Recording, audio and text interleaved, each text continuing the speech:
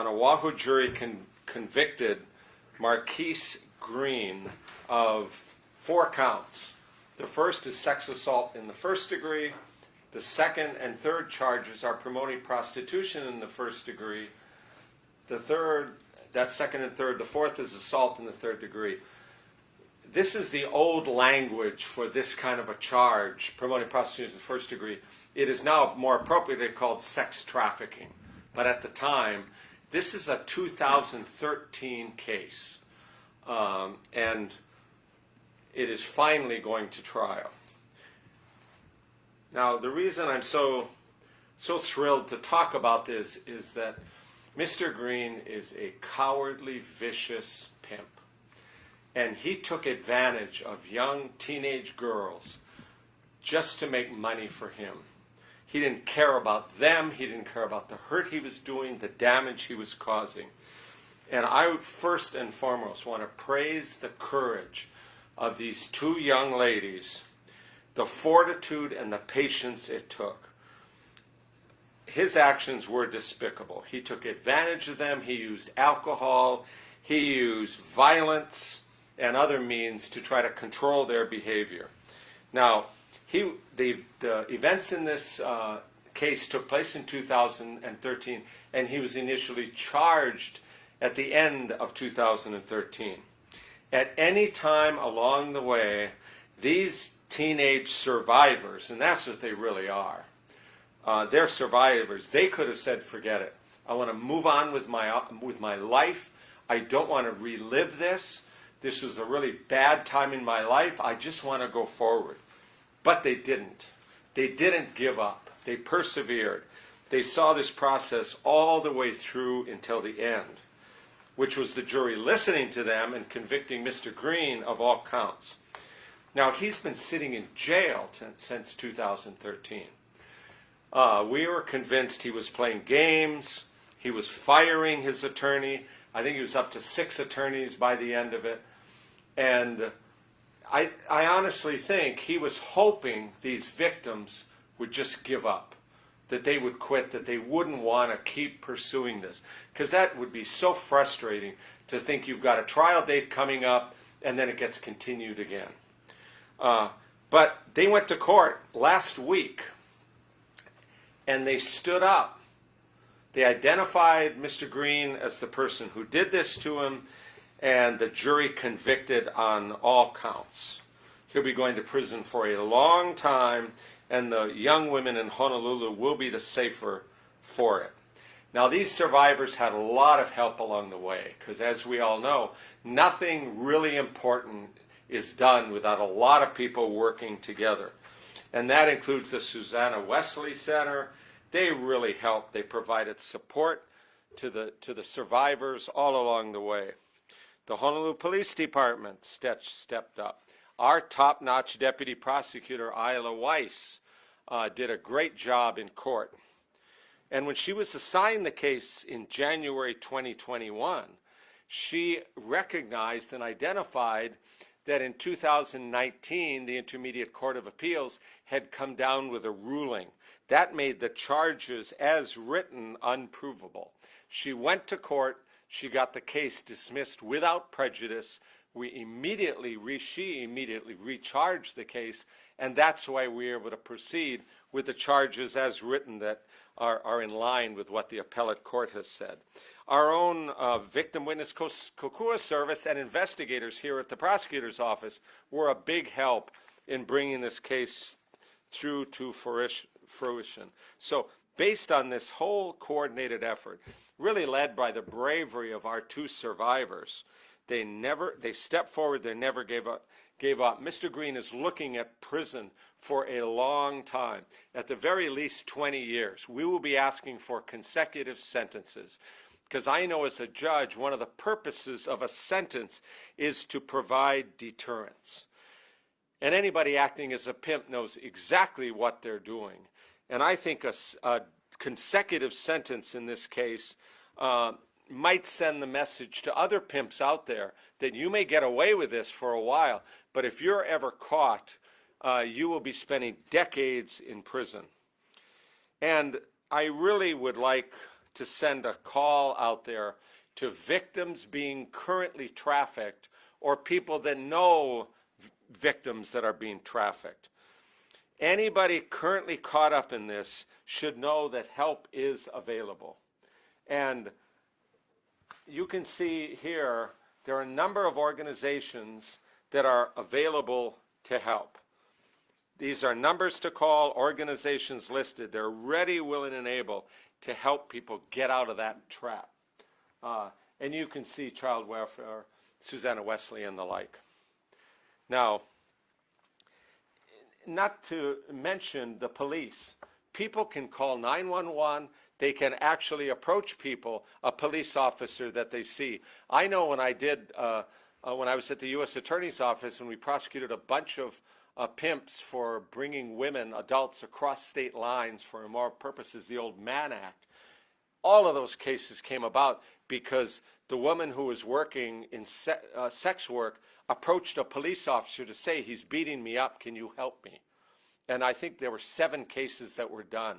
Each was initiated by the victim who approached a police officer who may have arrested them, but who they knew was a straight shooter and could help them out with this. They became survivors. Now, the message is that, you know, vicious cowards like Mr. Green do not care about you. They want to use you to make money. They don't care about the hurt they cause, but you can get out of this and get your life back. It would be scary, we understand that, but help is available. I'd also like to send a message to the parents out there. Here in Hawaii, we can really help this effort to watch out for our kids and our young adults. I urge you, be patient and caring as long as you can, so our kids stay at home. Even when the kids are acting nuts or they make you nuts, do whatever you can to keep them home. Runaway kids are the primary target of pimps. They see them as vulnerable. They take advantage of them. I'd also like to urge everybody at home, no offense, but you got to be careful of boyfriends. You got to be careful of uncles. You got to be careful of grandpas. Almost all sex offenses are committed by somebody known to the victim. And you got to be careful when there's sleepovers at your house, that the kids sleeping over are protected from anyone in the family. Now, this may come as a surprise to people, but it's not the stranger jumping out of the bushes, as horrific that is. That is not the typical sex offender. It's mother's boyfriend is a classic, but it's somebody known to the victim. So help to keep your kids from running away, because as I say, runaways are the primary targets. And a message directly to our kids and young adults. Don't go online and seek ways to make money. People are looking for that. And they'll tell you, I know a good way to make money and it might be fun. Don't get suckered into that. That's how you could end up going out, having a good time, meeting an older guy, and before you know it, you're out on the street or through internet working for that person as a sex worker. If you go to a party and an older guy is there, be cautious. Or you're at the mall and an older guy comes up and starts to compliment you and talk to you and then start buying you gifts and paying attention to you. It'll be flattering. You'll feel good about it. But you got to understand, there's something wrong with an older guy, several years older, trying to become boyfriend, girlfriend with a young teenage girl. There's something wrong with that, and you've got to be, you're the only one who can really protect yourself, so be aware of that. So let's all work together. Try to send pimps like Marquise Green to prison so Hawaii can be a safer place and become known as a place that is inhospitable to pimps like Mr. Green. Sentencing is set for July 20, 2022, and we will be asking the judge for a consecutive sentence. So it will put pimps on notice that this is not a good place to do business and go do it somewhere else. And at the same time, some of the sex trafficking comes from people in families getting their own kids or brothers and sisters involved in it. Be aware, you do that too. Not only is it a horrible thing to do to your kids, but it could put you in prison for decades. So I would be happy to answer any questions you have at this point, and I'm happy to try to spread this word. Yeah. You talked a little bit about some of the delays. Why did, maybe you could go into more detail, why did this case take so long to prosecute? Well, a large part of it was defense continuances. And then part of it was him eventually saying, I don't want this guy as a lawyer anymore, or this person as a lawyer anymore. I believe the current lawyer was the 6th lawyer on this case. And it takes a number to go through. But each time the prosecutors would be objecting to that and saying, let's go forward. But he was in OCCC at the time. So, if a judge sees that he's in OCCC and he's the one asking for a continuance, it can make that happen. But the problem with that is it makes it harder for the victims to get up the nerve to be willing to really confront their accuser, their pimp, in court. Yeah. Mr. Green was arrested in 2013, or indicted in 2013, along with another man, not in the same case, but the same victim. I mean, was he part of it? Was he just an individual pimp working here? Was he part of a larger group of individuals? It appears he was an individual working. He didn't have a whole stable of people working for him. But as you can see in the evidence that came out, it was a few $100s per encounter. You have a few of those a day, and that is a substantial amount of money coming in. And it was just with strangers. He just didn't care. These young women were just, put out there for men to pick up and go somewhere else and have sex and then drop them off back there afterwards. Anything could have happened to them when they're in that kind of situation. You're holding a press conference on this, and obviously this decision by the jury. But is your office targeting? I don't know what you're doing as far as sex trafficking cases. Is the number for your office cases up, down? What are you seeing? It is a real high priority. It is a very difficult kind of case to bring. And in some ways, in Hawaii, it's a little bit more difficult than on the mainland. If we can do these cases without a victim actually testifying, we will try to do that. And we're working with people here. We're working with Shah Talebi at the Attorney General's office. He's the statewide coordinator. He has done these cases in Washington State. But on the mainland, you have a pimp taking the young girl from city to city, state to state. So there's often a whole trail behind them of gas station receipts, motel rooms. And one really good thing was there was an online place called Backpage back at this time where people could advertise things or people on there, and people that wanted to take advantage of that would have a place to go to. That has been shut down. But we will, and one of the things that's, I think, so important about this case is not only did it show the victims were patient and waited essentially 9 years to have their day in court, but he got convicted based on their testimony. And he is going to go to prison for decades. And we're hoping several decades. And that, we hope, will send the message to other young women or men. The research shows it's about 3/4 female, 1/4 male. But we'll tell them, we know it's scary. The pimps try to act like they control everything in the universe. They don't. But if the person doesn't have any access, especially if they run away from home, they don't think they have any support anywhere, it's easy to kind of stay attached to the pimp. But if they know that law enforcement, whether it's a police officer, in this case it was Susanna Wesley, if they call them, they will get help immediately. And we will work to convict the pimp and have them sent to prison for a long time. So hopefully the message out there will be, we're here, we want to work with you, we want to bring these cases to trial, and hopefully give you a chance to get your life back. They're young, they're vulnerable, kids are resilient, young adults are resilient, and for young adults, they could be at, I'm talking like women in their 20s, could be at a club and meet some guy, and then pretty soon they're dating, they're getting gifts showered on them, and all of a sudden he's threatening their little kids if they don't start turning tricks for him. It's a really vicious kind of an arrangement, and we are hoping this case leads to more. The message we want to send is, we will help you, we will prosecute the cases. And we've got excellent lawyers like Isla Weiss to help work with them on bringing the cases in front of a jury. So just for clarification, your office handles prosecuting these cases, but it sounds like you're not prosecuting very many right now. It sounds like you're almost making a plea that you need or want more cases. That's exactly right. We would like to do more. Rochelle Vadina, who's head of our sex offender unit, chairs a working group on this.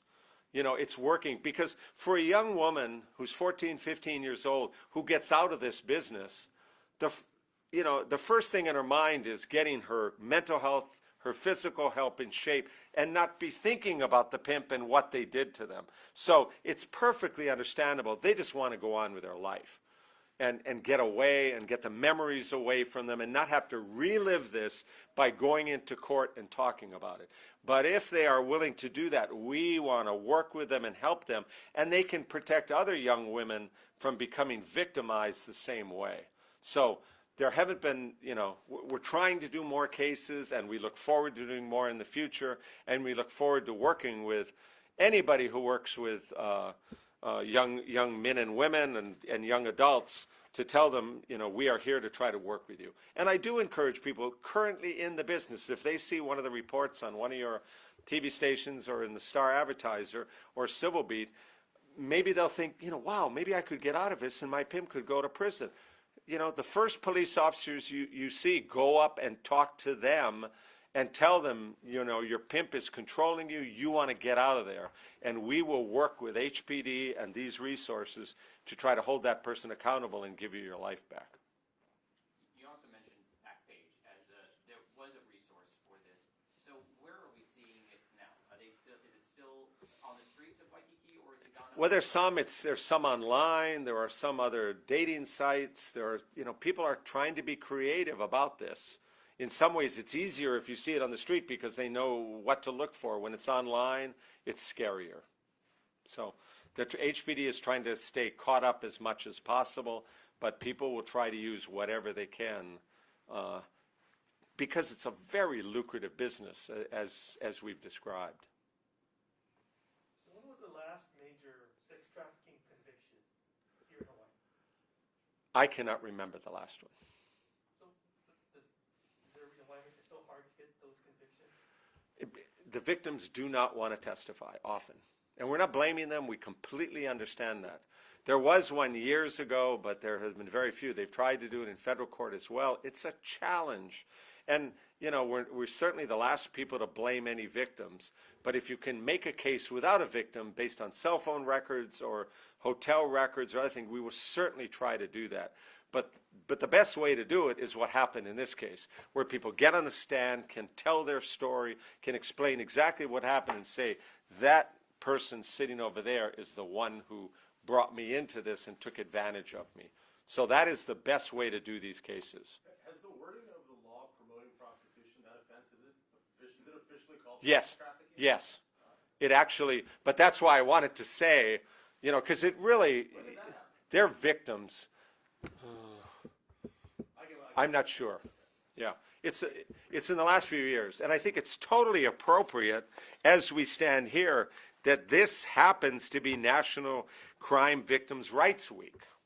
And, that across the country and, survivors and support services are all around the state are trying to work. There was an event at City Hall this morning on that. But yeah, I think there's been a recognition. There's no such thing as a teenage prostitute. That is a rape victim. And that's the way I think people have to look at it. They're not teenage prostitutes. They are rape victims. And that's the way we look at it. And I'm really glad the legislature recognized that. So, but because, as you know, when the events take place, we have to charge it based on the statute that was in place at the time of the original event. Even when we re-indict it, recharge it, we have to go that route and go back to the way it was charged. But that's how I wanted to say up here. The other terminology is really victimizing, re-victimizing people with labels. And in the sex trafficking statute, it does refer to the same kind of thing as far as taking advantage and the like. So he's been at Old Triple C since 2013. Yes. So he's been in there 9 years. Yes. So the max 20 years means he could get out in 11 maybe? He could. But the judge could give him 20, or the judge could give him 40 or 60. And the paroling authority sets the minimum, but they set the minimum on each count. And then those have to run consecutive, if that's the way it is. So if we can convince the judge to give him consecutive sentences, then when the Hawaii Paroling Authority sets the minimum, he has to do the minimum on the first one, then the minimum on the second, and minimum on the third. How likely is consecutive? Because I've never seen consecutive. I've usually seen concurrent.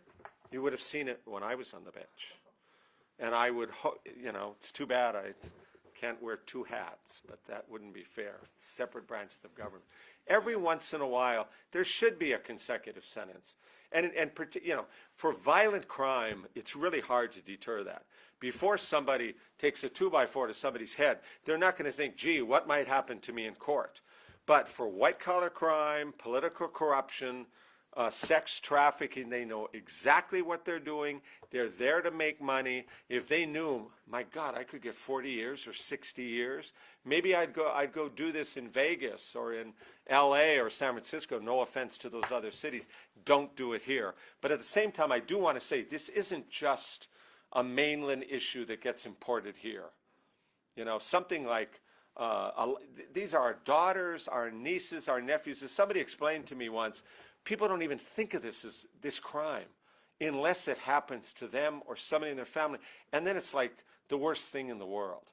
And the research that we've seen, and I think the Hawaii Commission on the Status of Women and either Arizona State or University of Arizona did a study, something like a quarter of the kids put into the sex trafficking world were there by their families, which is sickening.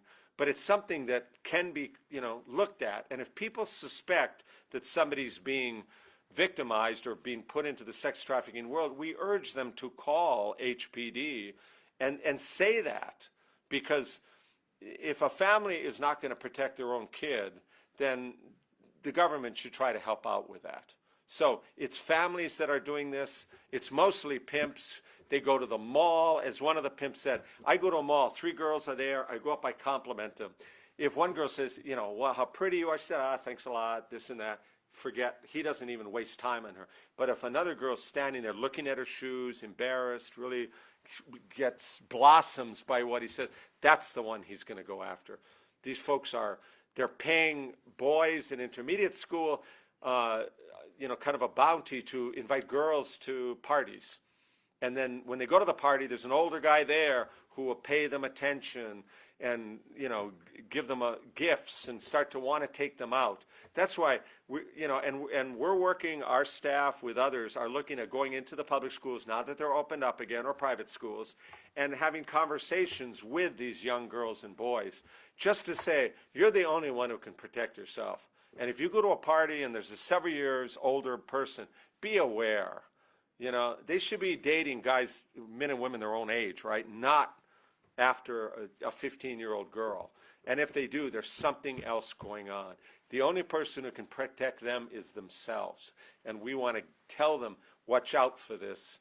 It can be a dangerous world out there. It seems like Hawaii's laws, as far as sentencing, if they're convicted of this, is strong enough. But you were saying that on the mainland, they make it easier for victims to testify? No, it's easier to build a case without the victim's help.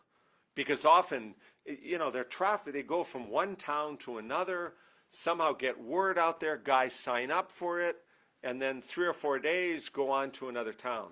There's a real trail, paper trail or electronic trail that can follow people. So I think it's easier in some other states just because of the geography of it to do cases without victims on than it is here. But we will, that is the best way. So we will encourage people. We know how hard it is.